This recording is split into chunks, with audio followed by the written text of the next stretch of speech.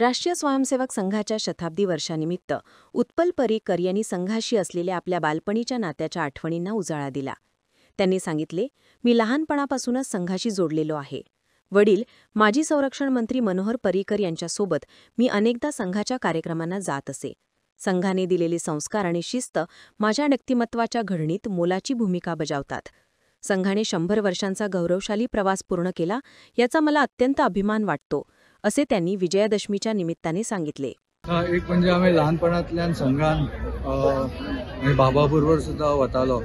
ल्हानपणाची जे संस्कार आमचेर जाल्या ते कुटुंबा बरोबर बाबा आणि संघान ताचो खूब व्हडलो वांटो.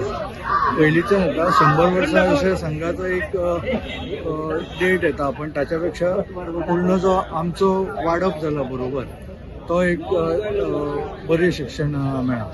म्हणून विजयादशमीच्या दिसा हो एक विशेष दिन आसा.